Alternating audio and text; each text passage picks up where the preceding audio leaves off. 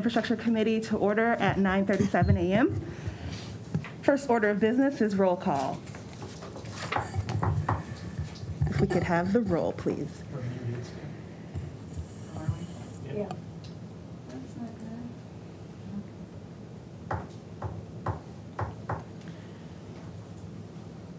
Whiteberg. Here. Markham. Here. Cavell. Here.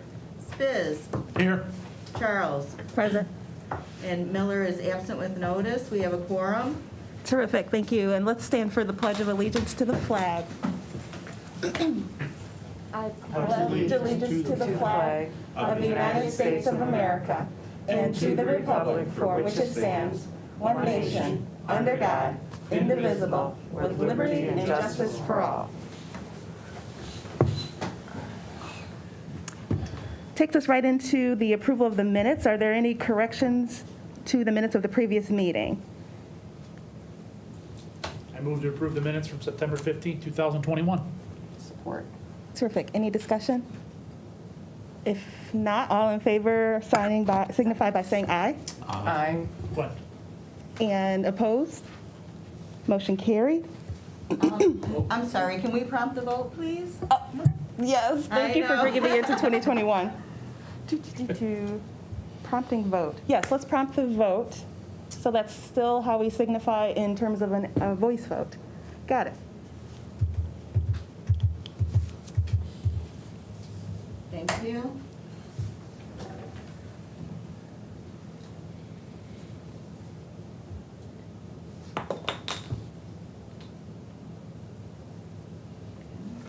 You have 5 yeas, 0 nays.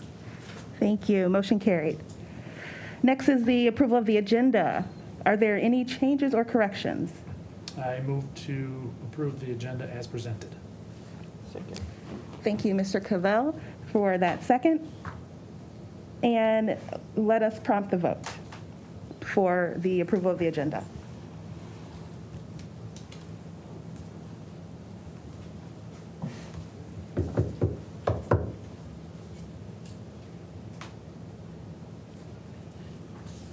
You have 5 yeas, 0 nays. Thank you so much. Motion carried. Next, we will move into public comment. Is there anyone from the public who would like to address the committee? Yes, please, Ms. Kennedy. If you wouldn't mind stating your name and the community you are representing today.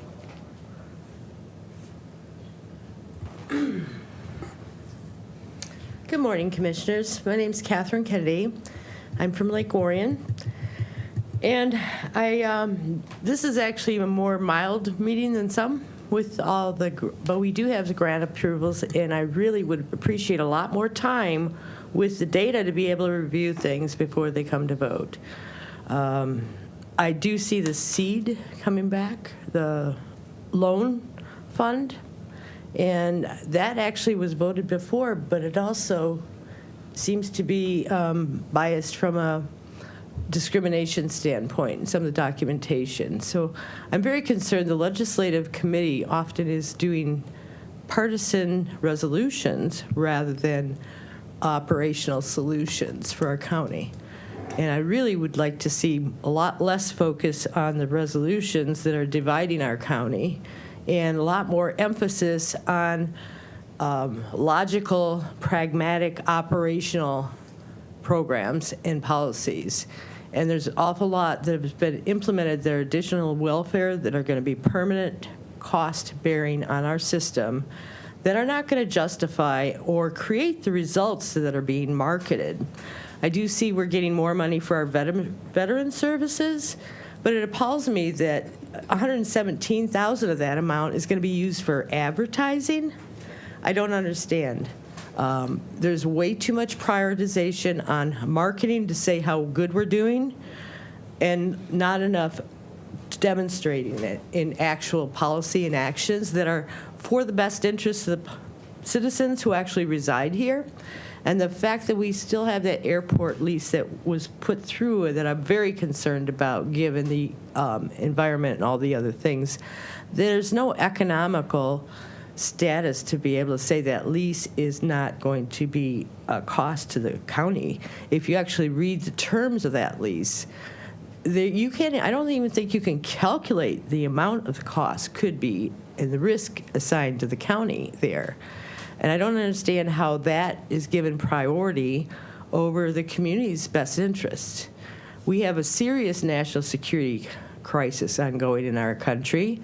And I really am very concerned that overall the policies that are being adopted are just being piggybacked off the Biden administration, who's been making some very detrimental and unconstitutional choices, in fact.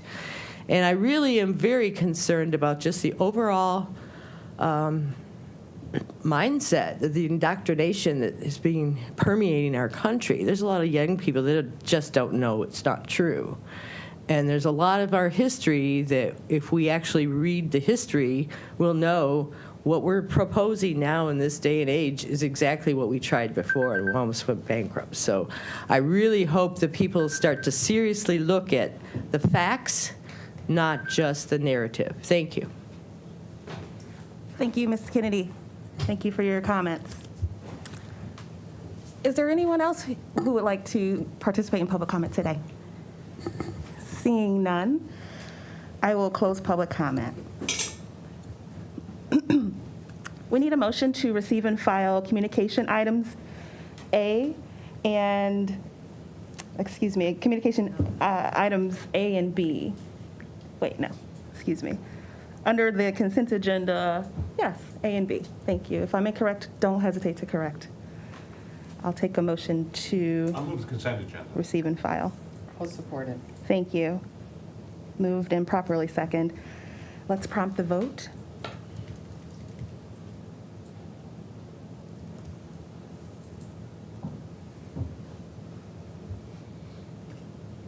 You have 5 yeas, 0 nays. Thank you. Motion carries. That will take us right into the regular agenda. Let's see. We will move on to the regular agenda, and we need a motion to open and approve the funding transfer, IT Data Center HVAC Improvements Project. So moved. Moved and supported by Mr. Spiz and Mr. Cavell. Looks like we have presenters today. Welcome, Mr. Murphy and team. Good morning, thank you. Joe Murphy, Manager of Facilities Maintenance and Operations, and I have Steve Foster with me. He's our project manager and lead and expert subject matter on this project. Give you a brief overview of what we got going on here. This IT building is a 30-year-old facility, and the best practices now for data centers require that the redundancies on the HVAC system shouldn't share any chilled water lines, valves, or controls. So this project basically is going to be putting a separate standalone unit, fixing some ductwork issues in the hot and cold decks so we can meet those best practices on redundancies and backup systems in case we had a failure with current HVAC system. The project was competitively bid, vetted through the 250K rule through purchasing. Total project cost is $499,918 with contingency, and it is part of our planned CIP plan that was approved. So that being said, I'll turn it over to you for any kind of questions. No digital speakers are recognized, but Mr. Spiz is here who'd like to say a word. I have questions. Questions, absolutely. Yeah, thank Go you, ahead. Madam Chair. I do have questions. So right now, we do not have, because this is for a backup system, because we currently have an AC system in there, correct? There's a redundancy, 2 redundancy AC systems in there, but they all share the same chilled water Okay. lines, all the controls and valves. So anywhere along there, if one were to fail, the other one would take over. But if that piping system that's 30 years old, or the valves go, or that control goes, that data center would be in trouble. Yeah, okay. So the plan is to separate and put a completely separate system. standalone system that would be on the generator as well, so that if anything happened to that chill water system or anything else, that system would be able to take over that heat load of that facility. Okay, thank you. And then any more insight on the reconfiguration of the ductwork? Is it major reconfiguration or just moving a couple of vents here and there? Or a couple? Steve, I believe it's major reconfiguration. You want to address that? Correct. It's significant reconfiguration from the perspective of airflow relative to the existing redundant units. There's 2 units, air handling units in the basement, and we're correcting the flow from the basement and how the air moves through the servers and then up into the ceiling and is exhausted out. Okay, thank you. You're welcome. Mr. Whitebird is recognized. Thank you. And just to follow me, and maybe Commissioner Spitz can tell us, but I've seen some of these with the servers and the rooms. It's like the equipment's in a refrigeration room, and it's almost what's the timing on a failure if something happened? The stuff heats up and just stops functioning, right? Maybe. Correct. We work with IT on those parameters, and I'm not for sure if it was about 80 degrees. The room gets up to that quick that they start having real concerns with that equipment. We can get you those numbers specifically from the IT group, but that room can heat up very quickly on a hot summer day. And that's why we move forward and work with them to address their concerns. That this happened on a weekend when someone wasn't around, that we have smart controls to be able to take over and get that unit up and running and control the humidity as well, and not have those shutdowns of that essential equipment. The concept would be catastrophic, right? Yes. Correct. Okay. Thank you. I'd also like to, this might be similar to Mr. Whitebird's question, but I'm just curious, do we have automatic review of warranties and the like? And if so, what are the warranties like on things like this, equipment and labor? Traditional construction practice is 1 year, and it's 1 year manufacturer warranty from the equipment supplier. 1 year. Okay, thank you for that. Any other questions? Seeing none, we are ready to prompt the vote.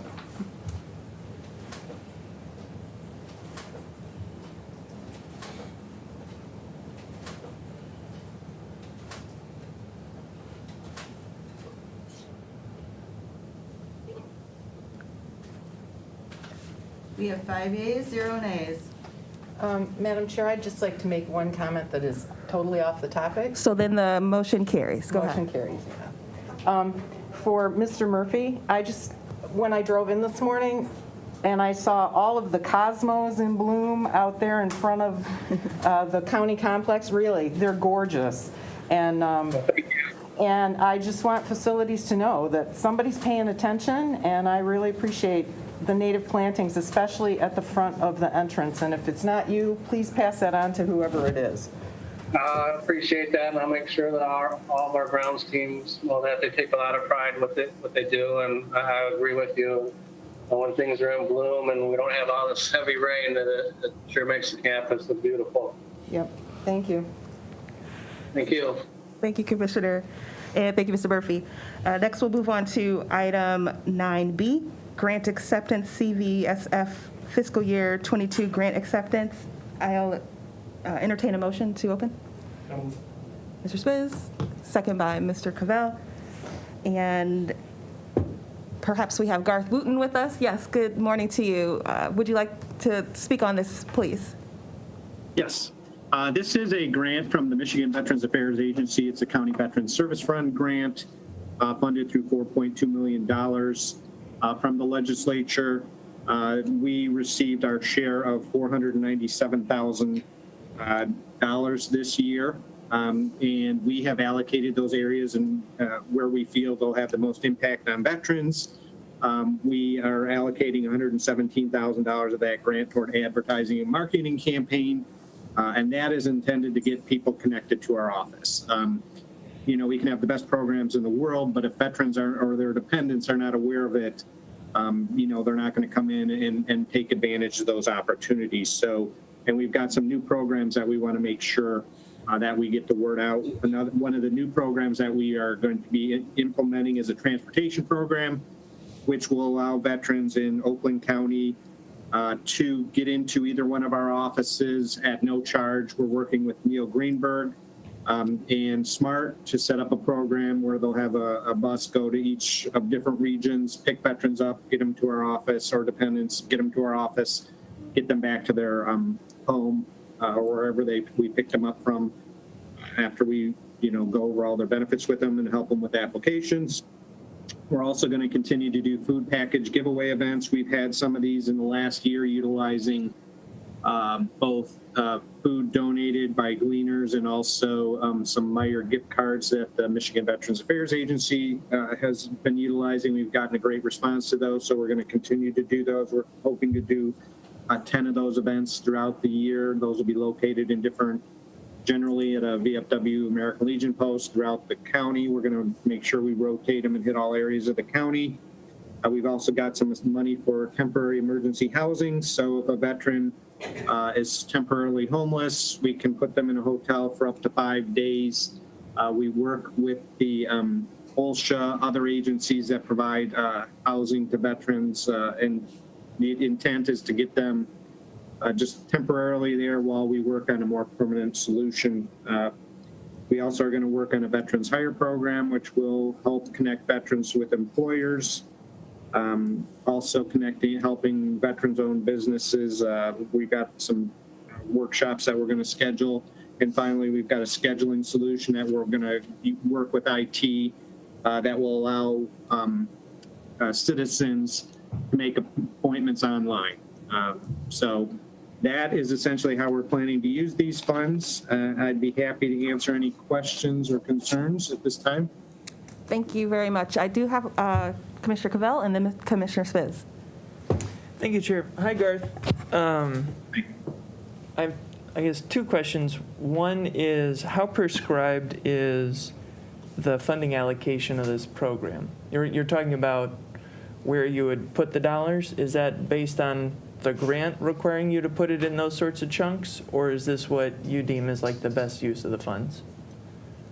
This is what we deem as the best use of the funds. We, I came up with some ideas and leadership, including on the 5th floor, reviewed those ideas and came up with areas that they felt, would best impact veterans in the county. So it was really, and then it has to obviously go before the Michigan Veterans Affairs Agency, and they have to approve the allocation in those areas and make sure that it is something that is intended to connect veterans to benefits or to increase veterans awareness in the county. So we have, again, it was ideas that were presented and went up the chain of command and then were approved by the Michigan Veterans Affairs Agency. Okay, then I'm going to have two more questions. Speaking to the mic.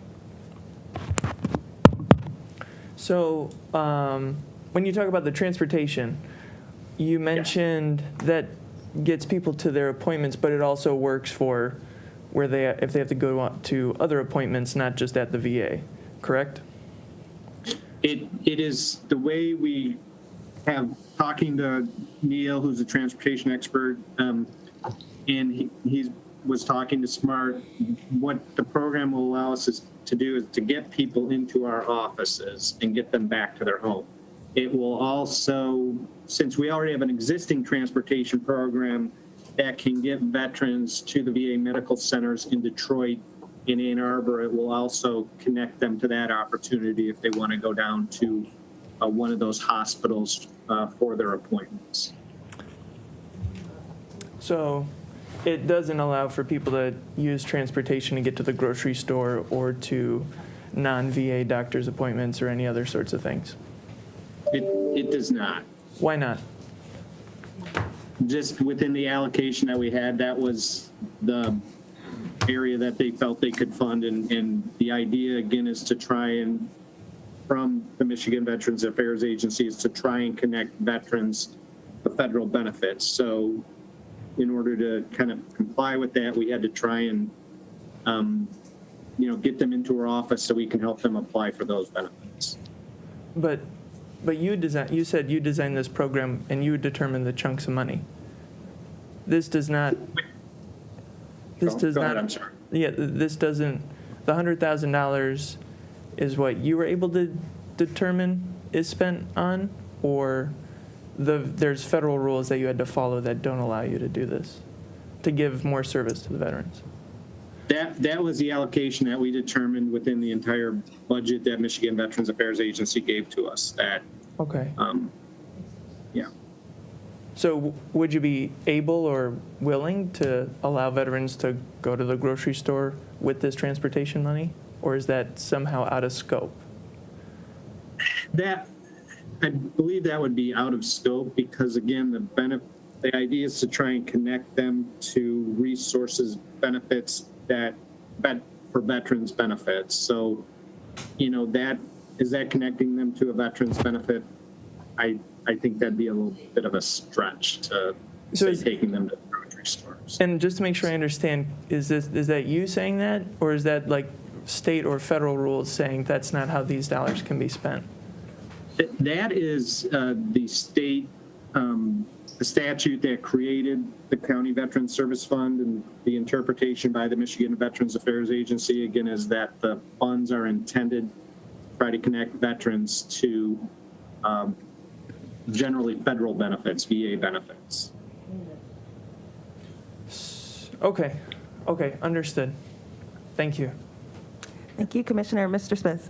Thank you, Madam Chair. My questions are along similar lines as Commissioner Cavell's.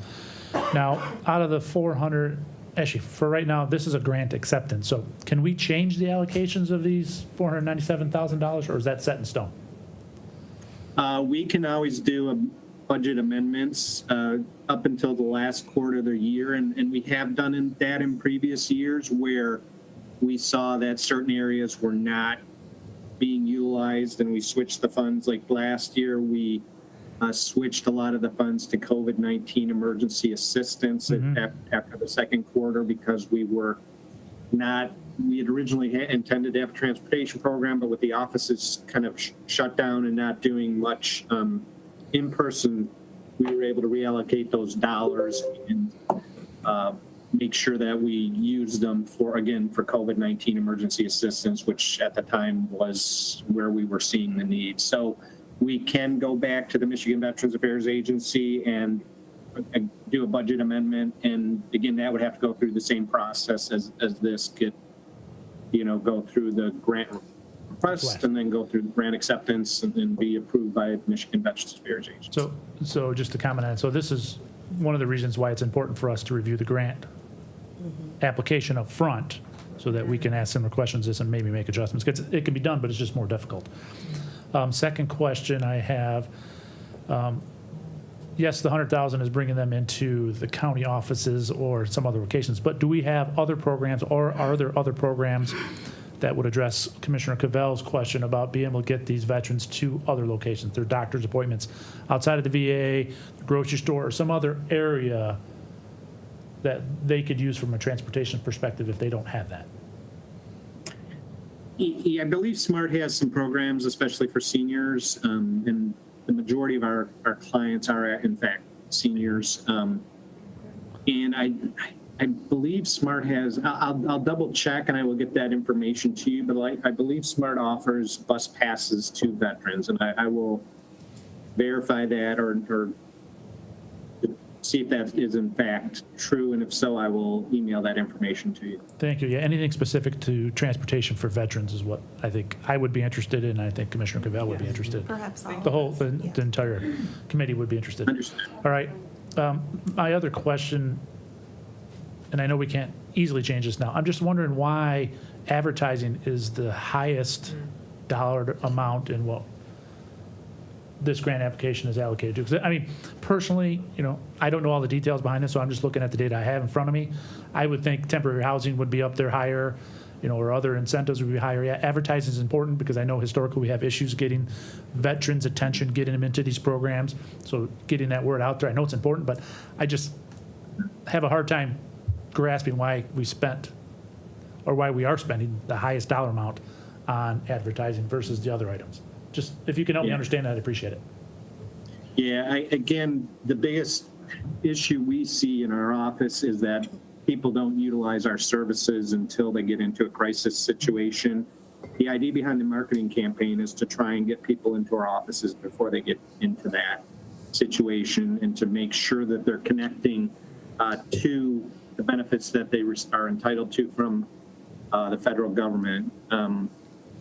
And, you know, another thing is when we start up this transportation program, one of the issues is we can have this great program and we want to make sure that it's going to be utilized. So a big portion of that marketing fund or will be directed towards making people aware not only of our office, but hey, we've got this transportation program. If you would like to come into our office, you can do so free of charge. Here's how it happens, and getting the word out on that program. And we do have a great group now that we're part of economic development that helps us with those marketing campaigns. And we do leverage what we actually pay for with, free opportunities. But again, we can have the best programs or offerings available, but if people don't know they're out there, it's not going to have any impact.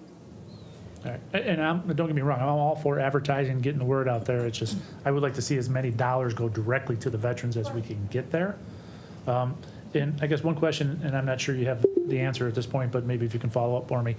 What kind of data do we have that supports the improved interaction with veterans based on our advertising? So is it 117, because it's a pretty specific number, 117,221. If it was 100,000, I could understand. But what kind of data do we have that supports, if we hit 117,221, it's 20% better than if we just did 100,000, for example, or if we did 50,000. Do we have like a ranging scale that we see a phase shift improvement when we go over 100 grand? The tough question. We did have, a couple years ago, we did have a advertising budget similar to this, and we saw a substantial impact in the number of contacts that our office received.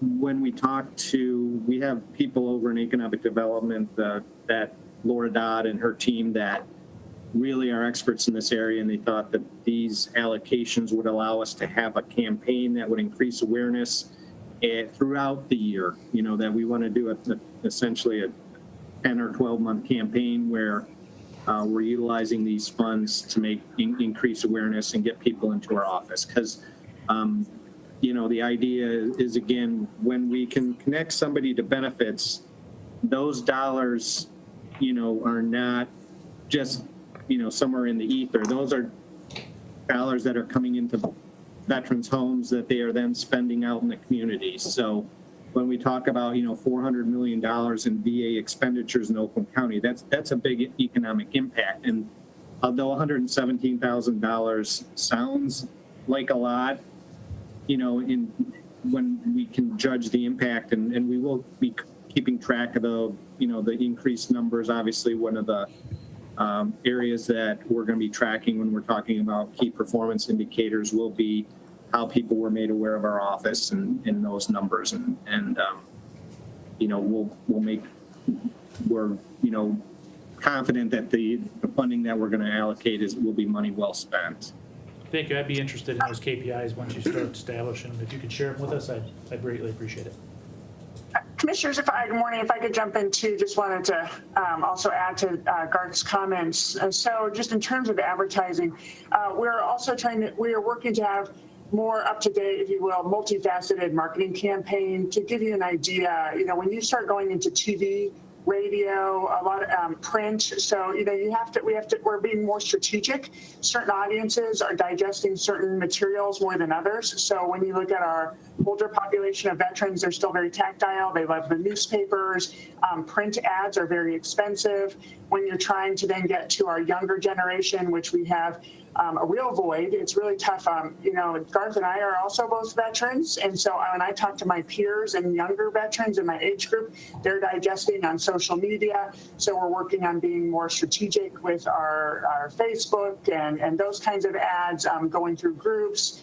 and again, radio and trying to get to TV. Because as Garth said, I think one of the biggest challenges that we have is actually the awareness that these programs and benefits and opportunities and resources exist. And I think that's more than probably half the battle, is just getting and touching those 60,000 plus veterans and their dependents. So having experience working on marketing advertising, even recently in downtown Birmingham, to give you an idea, this 117 is actually on the low end of some strategic campaigns, and keep in mind this would be for the full year. So again, it's just really working to address and touch all those different veterans and their dependents. Thank you very much. Thank you. Good questions. And I just want to make sure, Mr. Wooten, that you'll send that request directly to, is it C. Rogi? How do you say it? Throgi. By email, and she can make sure to get that out to us.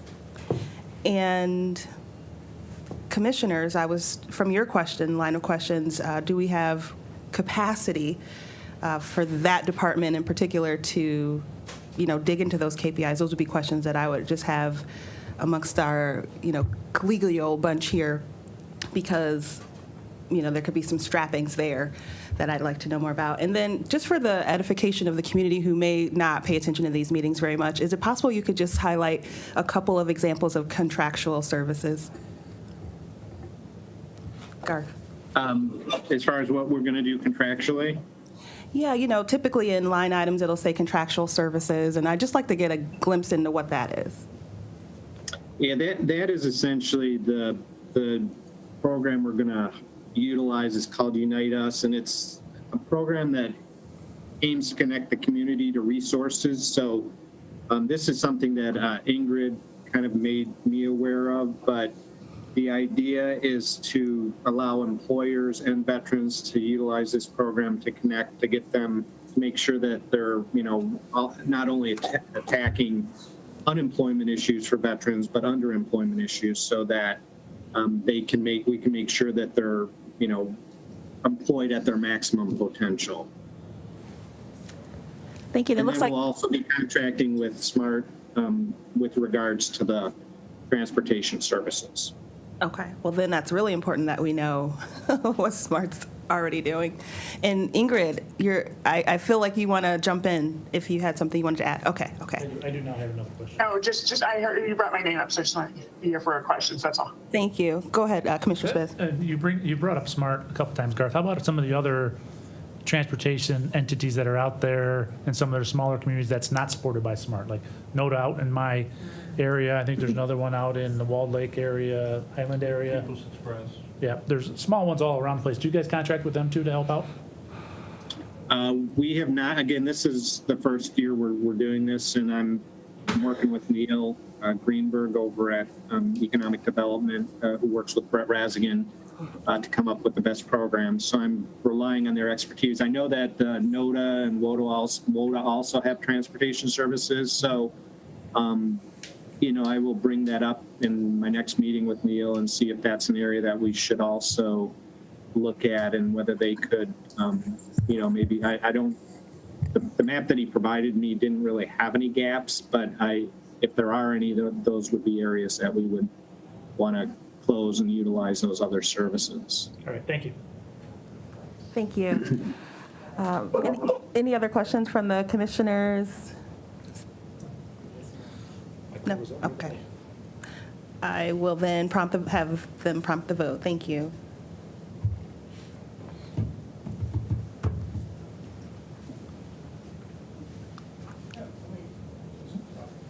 5 yeas, 0 nays. Thank you. The motion carries. Next item is. Thanks, Garth. Thanks, Garth.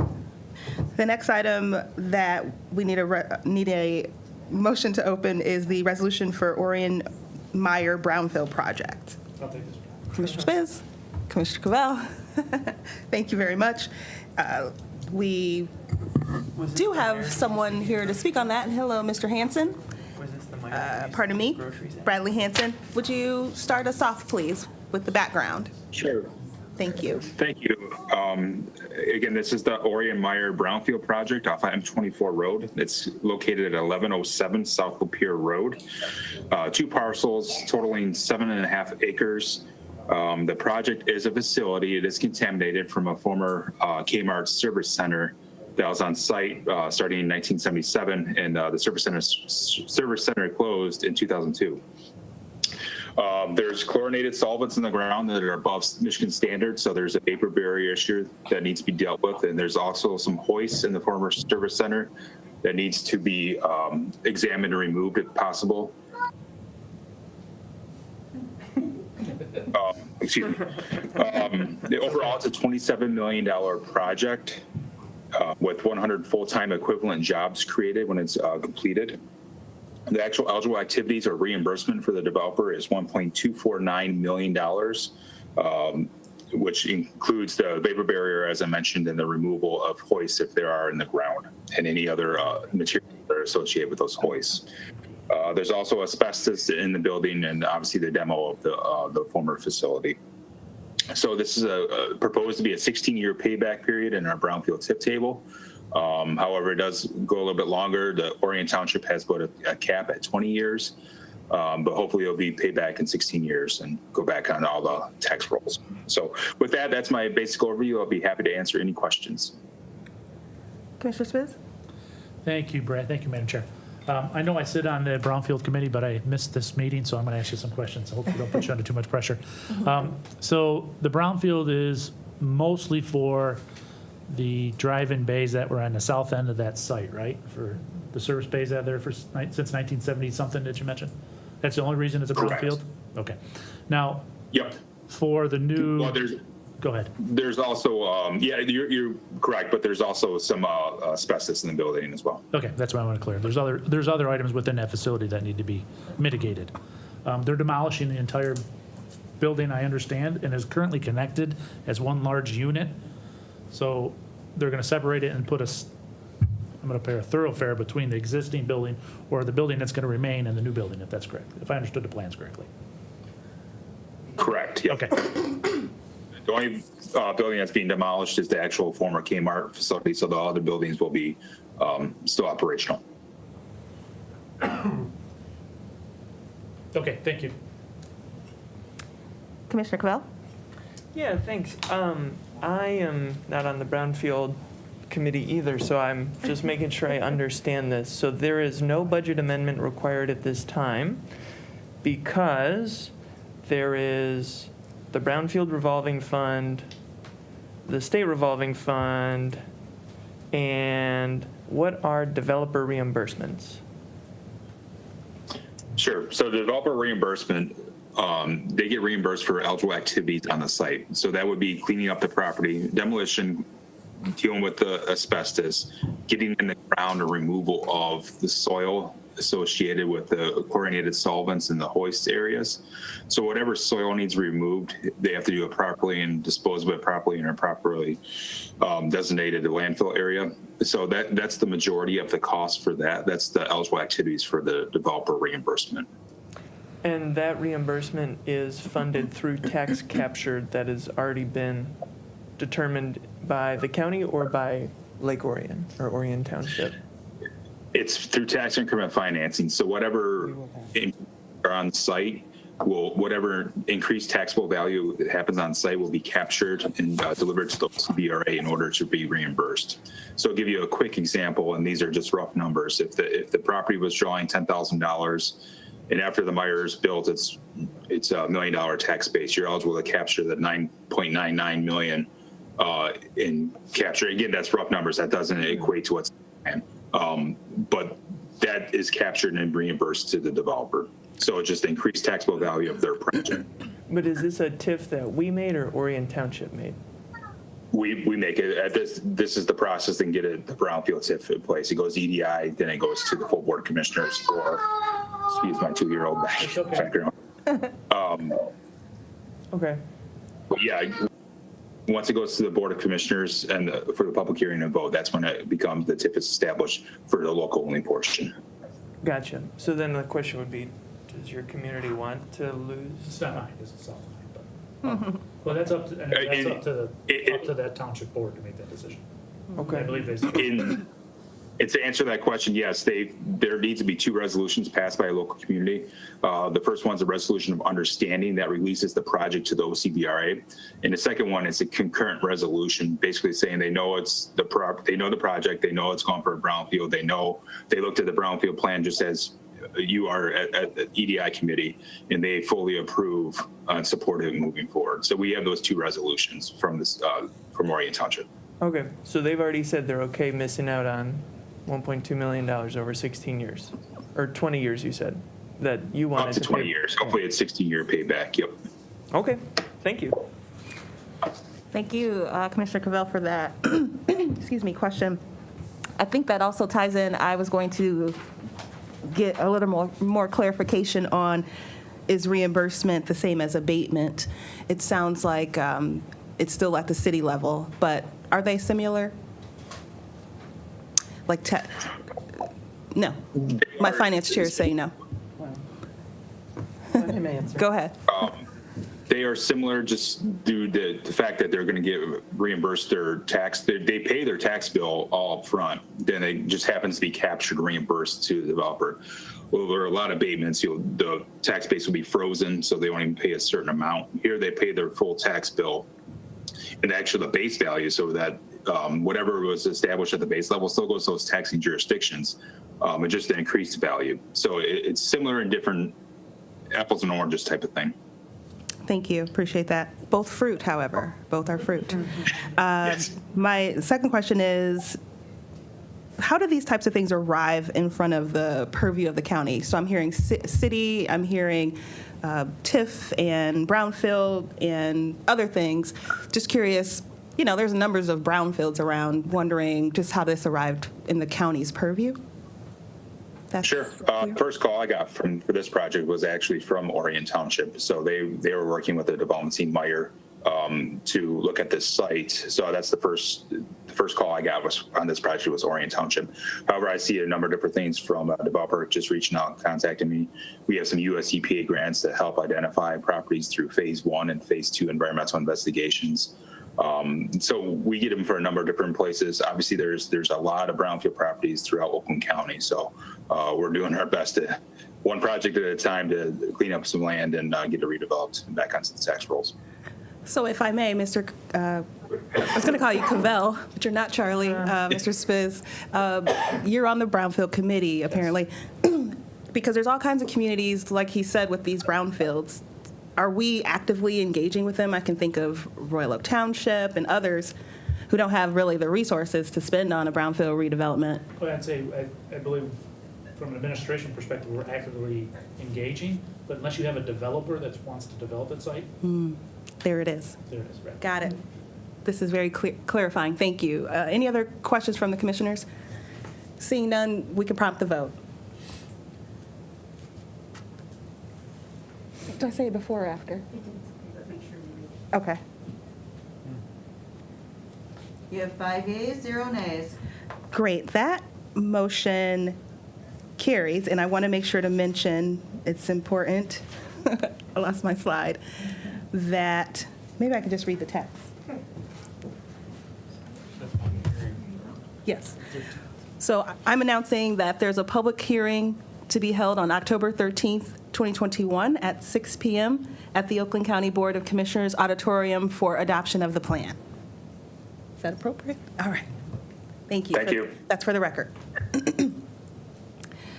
All right, that motion carried, and we are now at item 9D. I'll take a motion to open and approve contract IT-related contract extension for Harris Computer Systems. I'll move it. No? Thank you. Moved by Mr. Weipert. May I have, is there anyone who would second this? Thank you, Mrs. Markham. Alrighty, looks like we have Mr. Prince and Ms. Bash. If you wouldn't mind kicking off the report. Certainly. Good morning. I'm Nancy Bash, Business Systems Manager for the Water Resources Commissioner's Office, and I have my boss, Tim Prince, with me. He's Chief Manager of the WRC. We're seeking approval today for a 2-year extension to our contract with Harris Computer Systems. Harris provides us with maintenance services for its proprietary billing software, and that software is called Northstar. Maintenance services include things like security updates and bug fixes that let us continue to operate the software that we have previously purchased. So it allows us to operate that software without any issues and allows us to continue to provide service to our billing customers. This contract expires at the end of the year. And although we are going out for bid, we're working with OCIT, we're going out for bid for a new replacement software package, we realize we cannot implement a new system by the end of the year. So we're asking for a 2-year extension. We have selected a new vendor, we're ready to start contract negotiations, and we do expect to be able to implement the system by 2023. Some of the reasons for the delay include 3 or 4 projects that we had to implement due to the pandemic. And that's all I have for the intro. Thank you. Thank you. I believe I have Board Member Spiz, Commissioner Spiz. Thank you, Madam Chair. Just 2 questions. One, has this been reviewed with the IT department and there's no technical issues with making this extension? Yes, it has been reviewed. Okay, great. Now, with the extension, does it include any additional upgrades to their software at the same time that are going to affect how we do business, or is it continue at the same, I'm gonna call it a rev level for lack of a better term? Sure. They do sometimes give us feature enhancements in their releases, but typically not. We have no plans at this time. Things can change, but we have no plans to take advantage of those upgrades because we are going to try to continue working in a business as usual fashion and then devote all of our efforts to implementing the new system. Great, thank you. You're welcome. Any other questions from commissioners? Nancy, I'd like to ask you about tech support in the sense of sometimes when things go digital, bills seem to get a little wonky sometimes. Do we have any, will residents notice this change? Oh, for the new system? Yes. They will not notice a change in their bills. We have decided as a project team to keep the bills looking exactly the way they look today, so that we can continue to give them the service that they're accustomed to. Now I do have another question. Go for it. It's a sidebar question, but since you brought up bills and looking the same, are we still printing dog license fees and items on our bills as they go out for water and sewer? I don't know that. Maybe my boss knows. Tim, do you know? I know we used to print something on the bills as they went out. We have the ability to do that, but currently, right now, we're not doing anything like that. So, basically, it comes about when somebody requests that, hey, could you add this message to your bill, or you could do that, and so it's a onesie twosie kinds of things in general. So currently, we don't have anything added on our bill. It's blank, right? There's no. Right, unless our office, of course, periodically sends different messages and stuff like that on that. But yes. Other than the messages that we add, we don't have anything else that is a standard message on the bill every month. Thank you. Any other questions? All right, seeing none, please prompt the vote.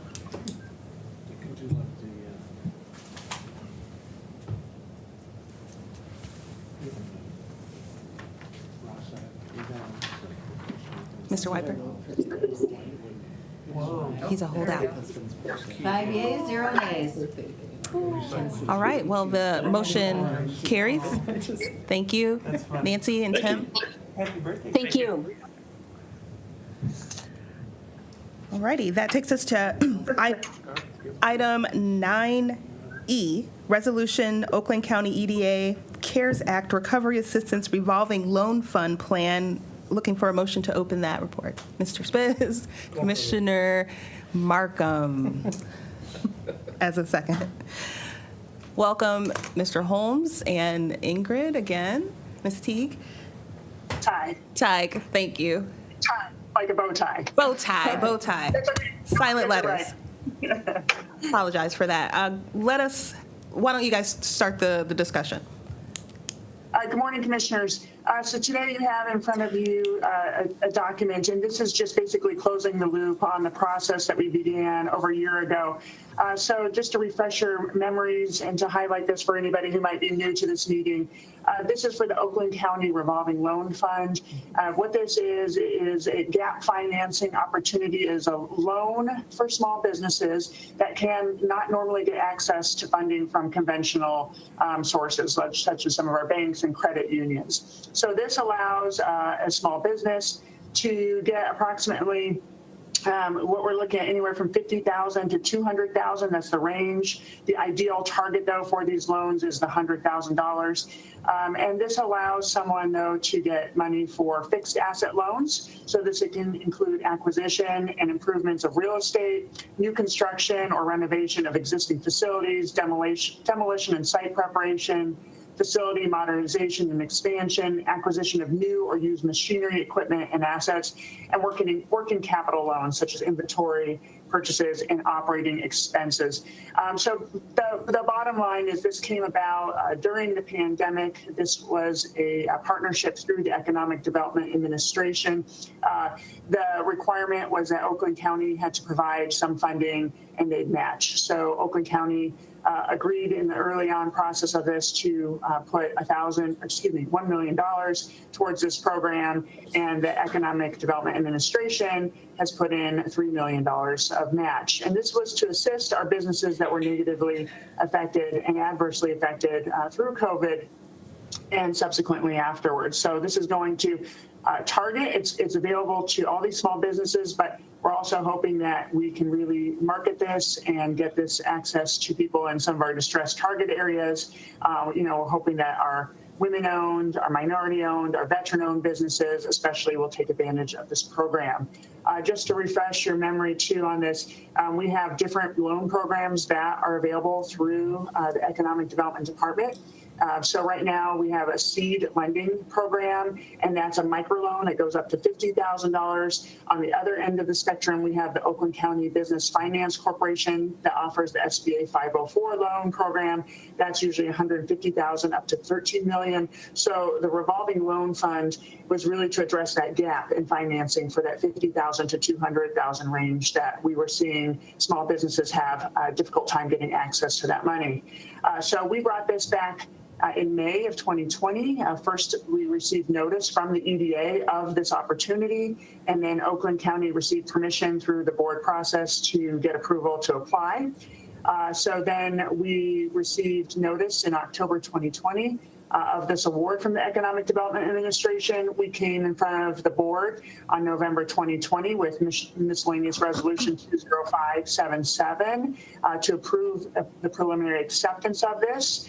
And then we received the formal approval from the EDA in 2021. So this is just part of the required process of the board to close the loop, the finalization of this contract with the seed lending group for this fund. So I'm going to kick it over to Dom if there's anything I missed. Otherwise, we'll open it up to your questions.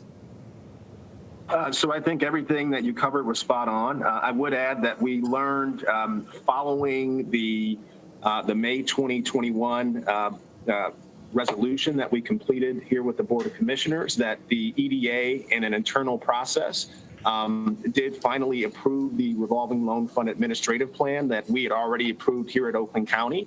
And so this is part of that process, as Ingrid mentioned, us again reaffirming our acceptance of that plan and moving forward.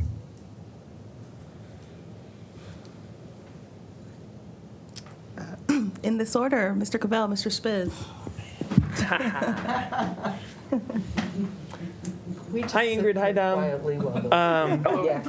Two things. One, if I'm reading the resolution right, this sunsets in 2024, so the revolutions of the fund end after 3 years, or this fund is a true revolving fund and it'll last in perpetuity? So this is intended to be an evergreen fund, if you will. Program interest and income are meant to drive program maintenance and continue to carry the administrative costs of the program. So Oakland County did agree to provide for the first 2 years of operation. And the goal is that the fund would continue in perpetuity, as is the revolving loan fund model beyond that. Awesome.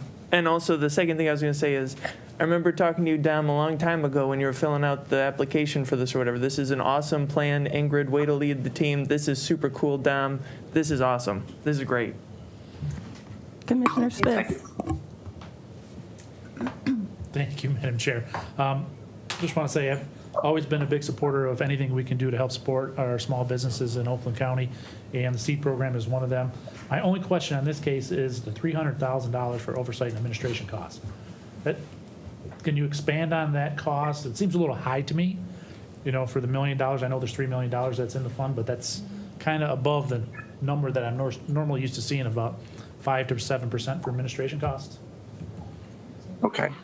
Yeah, so the trouble we had naturally was that we couldn't use any of the working capital for the fund to provide for administrative oversight. We had some costs that SEED had to absorb, including bringing software systems online.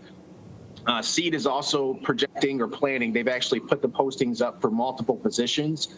So they'll have a business development individual who's focused on driving activity for the fund. They'll have somebody who's providing administrative oversight for the fund. And I believe they'll also have a PT&E focused on driving activity for the fund. So that was really, it was personnel, it was software costs, and any other administrative costs, including promotional activity for the fund. All right, thank you. Yes. Thank you. And I do have some questions as well. I'd love it if you could, in layman's terms, describe what we are calling a small business. And I'd also like to then ask, what's the process for applicants? And I'll explain why. But if you could just define what we're looking at as a small business. So for purposes of our application, we've really defined small business as under 500 employees. Of course, this is something that we are actually going to be actively working on. Part of the plan for the revolving loan fund is to put in place a loan advisory committee, and that loan advisory committee will be made up of individuals from the banking community. It'll be made up of attorneys and certainly business owners and folks that operate businesses inside of Oakland County. And the goal is to have those individuals not only inform how we define businesses and how we work to reach those businesses, but help us determine what the application process will be and how we can create a smooth, transparent processes for businesses that are interested. I'd also like to just add to Dom's thing too, is in terms of that small business and getting the word out, is we are also concurrently working on the Business Navigator program, where we're going to have small business assistants, counselors, navigators that are going to be out in some of our underserved communities, but also accessible. They're throughout the county, so they're accessible and more available to all of our different communities and small businesses. And so it's also working with them to make our small businesses aware of this opportunity and this access to capital. Yeah, that's great, because I hear more from uber small businesses, like people who are seamstress, and they come to me a lot about, well, how do I take advantage of some of these grants? And it was important to me to be on this committee for reasons just like that. And I don't know about the rest of the commissioners on this committee, but I think we all agree we want to be a part of the engagement as well, as far as being able to make sure our residents and community members know. I have a super eyesore sitting at an abandoned art van at 9 in Greenfield that I want to provide some resources to these folks to make it look better, quite frankly. So this is great. I'll be sure to pay attention. And I want to encourage all of us to check out the economic development website that the county has, where it's just loads of great information and things we can do to help the business community. I think that was all I had in terms of questions. So are there any other questions from commissioners? I do see your name. I wasn't sure if it was still there. I pulled it off, but Cool. You reminded me of something else. I just want to jump I like on. being your muse. Yeah, thank you. Go for it. You remind me of a few other things, which to give credit to our economic development group, is they also help do business plans. So if they're small, or people interested in getting into business but don't know really where to start, we can help. So just reach out to the Economic Development Department here at Oakland County. They can get you walk through your business plan. Yes, great. All right, please prompt the vote.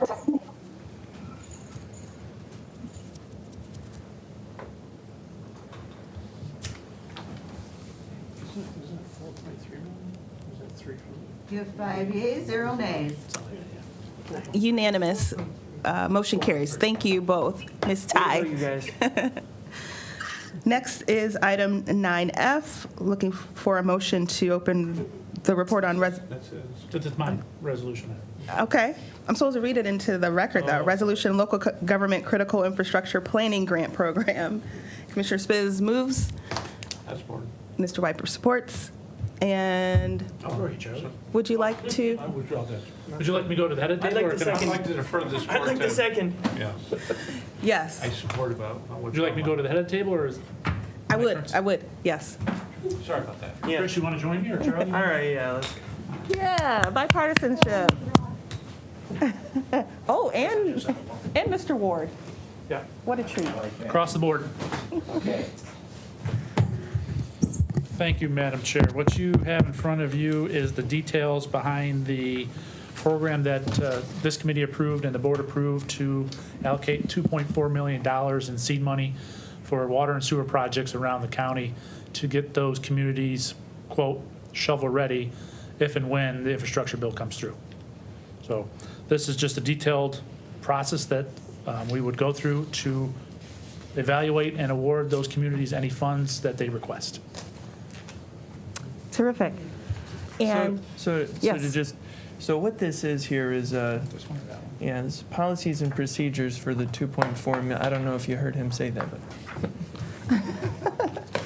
Yes, thank you. I'm going to try to keep it professional because I've got all kinds of things like, do we have a quorum still? No. We do. We're all in the room. Yes.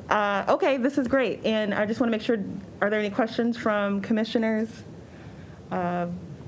My only question is because I'm a team player, which is simply that I know Mr. McGillivray is working on a CVT work group with ARPA, and all I can say is I'd love to make sure that we're communicating about stuff, if that's available. So other than that, I love it and appreciate the idea. Great, thank you. Mr. Weifert? So, and what's the timing on getting it out to communities on the As soon as the board approves it, hopefully at the next meeting on the 13th? Did you have a question? That it'll go out to those communities immediately thereafter and they can start applying. Did you have a question? Because I know there's multiple communities around the entire county that are interested in this. Because word is getting out already based on our first resolution that detailed out the program. Ms. Markham? Thank you. I didn't get back to the want to speak button, okay. but thanks for calling on me. So this review committee is spelled out in the resolution. I'm assuming that those are appointed by their relative leadership Yes, of the caucuses and the administration? yes. Do we know who they are yet, or? I am hoping to be the one in the minority party. Okay. All right. The others, Well, I have since not you're had the that caucus conversation. chair, you probably have some pull, huh? Yeah. Yeah, okay.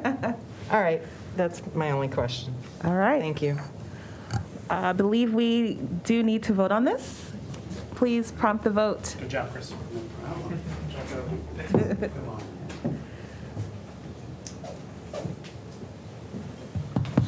I thought I'd, back you up. I know you're asking for Chris, but these Democrats can be real jerks sometimes, Nope. You have 5 yeas, 0 nays. Thank you. That Thank you all. motion carried. Thank you for that. And I want to emphasize again the power of bipartisanship here in Oakland County. The next portion of business takes us to our second public comment. And correct me if I'm wrong, but that's what it says. Yes. Okay. All right. So is there anyone here from the public who would like to comment? I have to speak out on Beaumont. Thank you. Go ahead and take the middle chair there. And for good measure, just state who you are. I know. I've gotten to be regular, I realize it, and you're probably going, oh my goodness, she's here again. Anyway, thank you, commissioners. My name's Catherine Kennedy. I'm from Orion Township. Can you hear okay? It seems okay. Yeah. And I actually have several key issues. The digital transformation of our county is very concerning to me from a security standpoint. And the Beaumont Spectrum Health, we need to actually have all the citizens object to this, because the presentation basically showed we have a brand-new nonprofit that would create a new bureaucratic level to oversee everything that's under Spectrum Health and Beaumont Health. There is no positive quality improvement with that change. There was never anything asserted that way. So it's very concerning, and I don't think most people are even aware that this is ongoing. I'm concerned that it would cause our entire system to be increasingly socialized. And the reality is we have vaccinations and the type of research and innovation in this country because we do not have socialized medicine. That's a key differentiator, and that's why people in other countries that have the means to come to our country for medical procedures do it all the time. Regularly, people from Canada, when they were allowed to cross the border, regularly came to our hospitals for treatments medically here.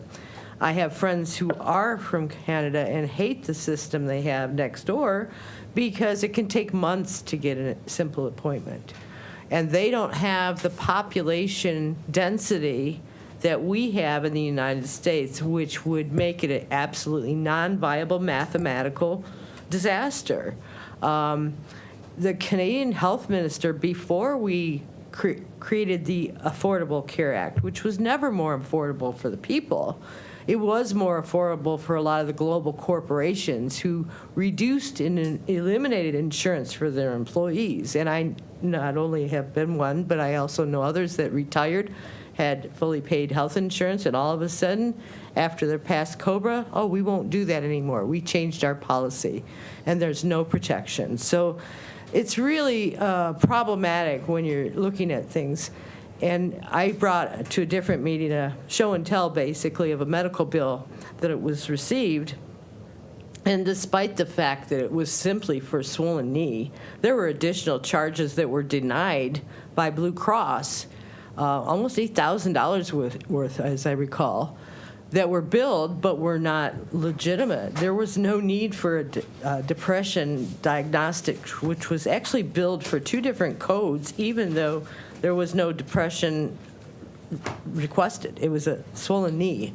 There was another billing that was just the Blue Cross actually said this doesn't even exist. This test doesn't even exist. It's not even a valid. Go ahead and wrap up your comment. So I'm very concerned if we let the government control, like we used to in the 70s, our medical systems, instead of the insurance companies who are currently managing our Medicare programs and have some oversight over it and have actually improved the quality of our systems dramatically over the years. So I really don't want to see us go backwards, and I think this would be a drastic move backwards for 100% of the people in the state. Thank you. Thank you. Thank you. Appreciate your comments. And is there any other business to come before this committee? If not, without objection, I declare the meeting adjourned. Good job.